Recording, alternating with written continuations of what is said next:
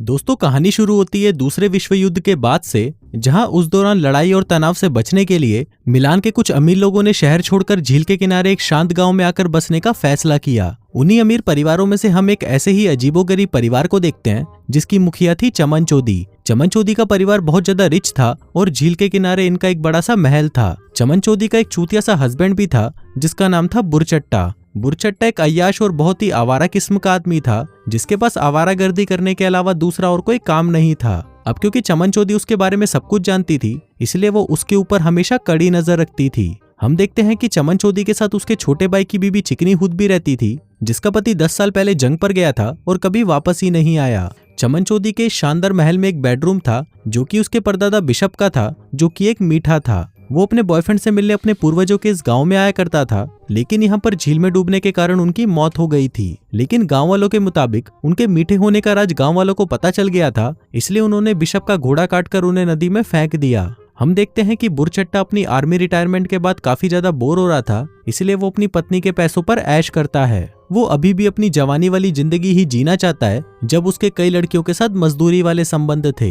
साथ ही हम देखते हैं कि बुरचट्टा चिकनी हुद को मन ही मन पसंद करता है और उसके साथ मजदूरी करने के लिए कुछ भी कर सकता है, लेकिन अपनी पत्नी के डर के कारण वो ऐसा नहीं कर पाता। दरअसल बुरचट्टा पैसों के लिए अभी भी अपनी पत्नी पर ही निर्भर था, इसलिए उसकी पत्नी चमनचौदी हमेशा उसको दबा कर रखती थी। फिर एक दिन बुरचट्टे की मुलाकात दीनू दल्ला नाम के एक लड़के से होती है, जो कि लगभग चिकनी हुद की ही उम्र का था। हम देखते हैं कि दीनू दल्ला भी बुरचट्टे की तरह ही एक आवारा था।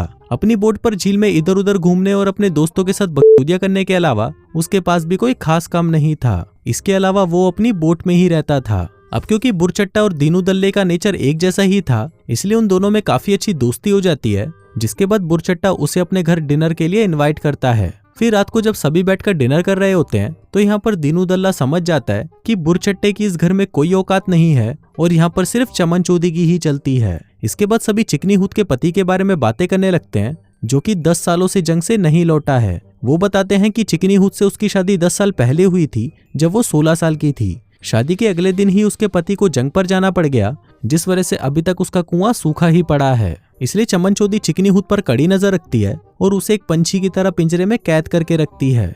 वहीं दीनू दल्ले से चिकनी हुद की ऐसी हालत देखी नहीं जा रही थी और वो उसे यहाँ से भगाकर कहीं दूर ले जाना चाहता था, जहाँ पर वो उसके साथ दबा दबा कर मजदूरी कर सके। फिर डिनर के बाद बुरचट्टा दीनू दल्ले को वहीं पर ही रात बिताने के लिए रिक्वेस्ट करता है और उसे वही कमरा देता है जहाँ पर चमनचौदी के अंकल बिशप रहते थे। वही कमरे में दीनू दल्ले को चिकनी हुद का कमरा साफ दिखाई दे रहा था, जहाँ पर वो चिकनी हुद को अपनी गुफा में उंगली करते हुए देखकर उसकी लेने के लिए और भी ज्यादा तड़पने लग जाता है। लेकिन फिर अगली सुबह उसे ना चाहते हुए भी वापस जाना पड़ता है। फिर दीनू दल्ला जब अपनी बोट से वहां से निकल रहा होता है, तभी बुरचट्टा उसके साथ झील पर घूमने के लिए पूछता है, जिसके लिए दीनू दल्ला भी रेडी हो जाता है। फिर झील में काफी देर तक भटकने के बाद दीनू दल्ला बुरचट्टे को अपनी गर्लफ्रेंड के घर पर ले जाता है, जहाँ पर उसकी एक सहेली भी थी, जिस पर बुरचट्टा कई बार ट्राई करने की कोशिश करता है। इसके बाद वो सभी बोट पर नंगे होकर काफी एंजॉय करते हैं। यहाँ पर हम देखते हैं कि आर्मी छोड़ने के काफी सालों के बाद बुरचट्टे की लाइफ में ऐसा दिन आज आया था जहाँ उसने बहुत एंजॉय किया, इसलिए वो इस बारे में सोचकर काफी इमोशनल हो जाता है। फिर एक शाम दीनू दल्ला को सामान लेने के लिए बाहर जाता है और जब वो वापस अपनी गर्लफ्रेंड के घर लौटता है, तो वो देखता है कि वहाँ पर बुरचट्टा उसकी गर्लफ्रेंड के साथ मजदूरी कर रहा था। तभी पूछने पर दीनू दल्ले की गर्लफ्रेंड बताती है कि रात को बुरचट्टा सो नहीं पा रहा था क्योंकि उसे डरावने सपने आ रहे थे, इसी वजह से मैंने उसे अपनी गुफा में सुला लिया।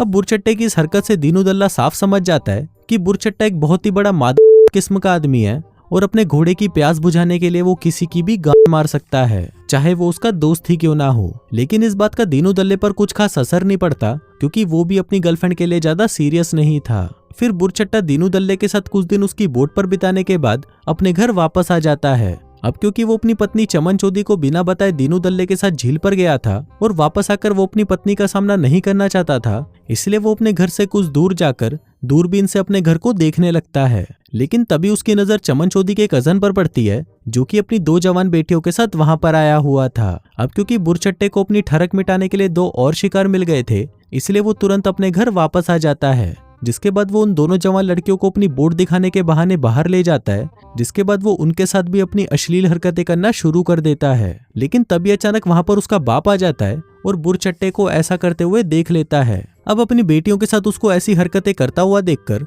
वो बुरचट्टे को बहुत गालियां देता है और अपनी दोनों बेटियों को लेकर वहां से चला जाता है। उसी समय दीनू दल्ला भी वहां पर मौजूद था और वो बुरचट्टे को ऐसा करते हुए देख रहा था। तभी उसके घर का माली दीनू दल्ले को बताता है कि बुरचट्टा बहुत ही ज्यादा गिरा हुआ और एक नंबर का ठरकी आदमी है, जो कि कभी कभी उसकी बेटी के साथ भी मजदूरी करने के बारे में सोचता था। लेकिन उसने बुरचट्टे को धमकी दी थी कि अगर उसने कभी भी उसकी बेटी पर बुरी नजर डाली तो वो इसी पेड़ काटने वाले हथियार से उसकी गोटियां काट देगा। फिर अपनी इतनी बेइज्जती कराने के बाद रात को बुरचट्टा दीनू दल्ले से मिलने आता है और उसे बताता है कि वो और चिकनी हूत एक दूसरे से बहुत प्यार करते हैं, लेकिन उसकी पत्नी चमन चौधरी की वजह से वो दोनों एक दूसरे के साथ मजदूरी नहीं कर पाते।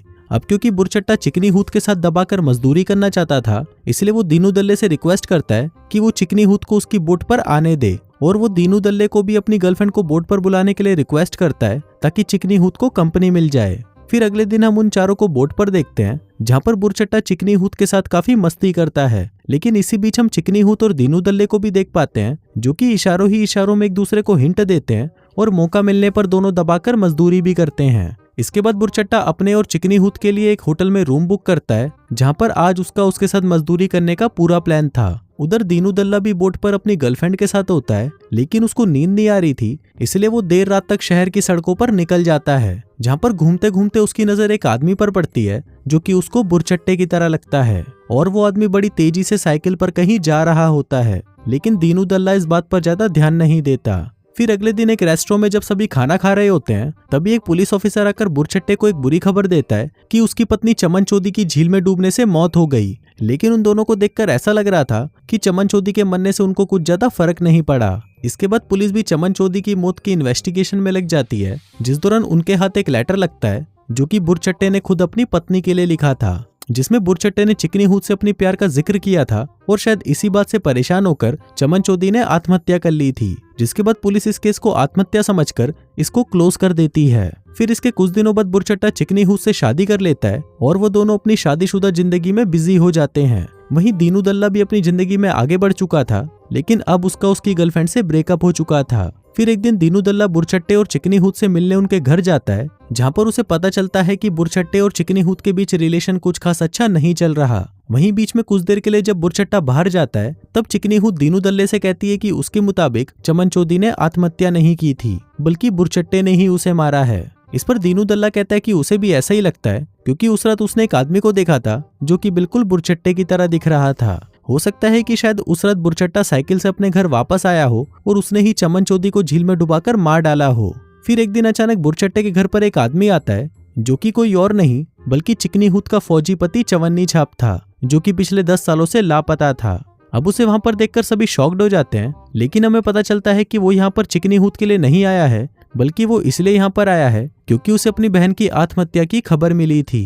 आगे वो बताता है कि वो अपनी बहन से चिट्ठी के जरिए बात करता था और उसकी बहन को भी पता था कि उसका भाई जिंदा है और उसने ये बात सबसे छुपा कर रखी थी। दरअसल युद्ध के दौरान दुश्मनों ने उसको कैदी बना लिया था, जिसके बाद वो उसे इतना ज्यादा टॉर्चर करते थे कि उन्होंने उसका छोटा नुन्नू भी काट दिया था। अब अपने कटे नुन्नू के चलते वो अपनी पत्नी को संतुष्ट नहीं कर सकता था, इसलिए वो वहां से वापस कभी घर नहीं आया। लेकिन उसकी बहन की मौत की खबर ने उसे यहाँ पर आने के लिए मजबूर कर दिया था। आगे वो उनको कहता है कि उसकी बहन आत्महत्या नहीं कर सकती क्योंकि उसने कुछ दिनों पहले ही उससे मिलने का वादा किया था, और अपनी आखिरी चिट्ठी में उसने ये लिखा था कि वो बुरचट्टे को अपने घर से निकालना चाहती है। अब क्योंकि इस केस में एक नया मोड़ आ गया था, इसलिए पुलिस इस केस को फिर से रीओपन करती है और नए सिरे से अपनी जांच शुरू करती है। इसके बाद दीनू दल्ला चवन्नी छाप को बताता है कि उसने उस रात बुरचट्टे को काफी तेजी से कहीं जाते हुए देखा था, और फिर पुलिस की मदद से दीनू दल्ला उस आदमी तक भी पहुंच जाता है जिसने बुरचट्टे को साइकिल किराए पर दी थी। इसके बाद साइकिल वाले आदमी की गवाही पर और नए सबूतों को देखते हुए पुलिस बुरचट्टे को गिरफ्तार करने आती है। लेकिन अब इस चीज से शर्मिंदा होकर बुरचट्टा पुलिस से कुछ देर का टाइम मांगता है और बिशप के कमरे में जाकर खुद को फांसी लगा लेता है। अब इस घटना के कुछ दिनों बाद चवन्नी छाप अपनी पूरी संपत्ति चिकनी हूत के नाम कर देता है और उसे कहता है कि अब वो कभी वापस नहीं आएगा, क्योंकि उसने देश के बाहर अपना बिजनेस शुरू कर लिया है और वहां पर उसकी जिंदगी मस्त कट रही है। जिसके बाद वो वहां से चला जाता है। अब जिस दिन बुरचट्टे ने आत्महत्या की थी, उसी रात दीनू दल्ला और चिकनी हूत दबा दबा कर मजदूरी करते हैं और अपनी ठरक से भरी हुई टंकी को खाली कर देते हैं। अब चिकनी हूत दीनू दल्ले के साथ शादी करके अपनी बाकी की जिंदगी खुशी से बिताना चाहती थी, लेकिन दीनू दल्ला उसे मना कर देता है और अपनी बोट पर वापस चला जाता है, क्योंकि उसे कंफर्म नहीं था कि उस रात साइकिल पर बुरचट्टा ही था। लेकिन उसने चिकनी हूत के कहने पर पुलिस को गलत बयान दिया था और साथ ही झूठी गवाही भी दिलाई थी। इसलिए उसे लगता है कि इसके पीछे चिकनी हूत का भी हाथ हो सकता है और इसीलिए दीनू दल्ला उसे हमेशा के लिए बाय बोलकर वहां से चला जाता है। अब यहाँ पर चिकनी हूत उस बड़े से घर के साथ अकेली ही रह जाती है, जिसके बाद अब उसे एक ऐसे आदमी की तलाश थी जो उसकी ठरक की प्यास को बुझा सके। अब दोस्तों, आप में से कौन कौन उसकी प्यास को बुझा पाएगा मुझे नीचे कमेंट करके जरूर बताएं। मैं मिलता हूँ आपसे अगले वीडियो में, तब तक के लिए बाय।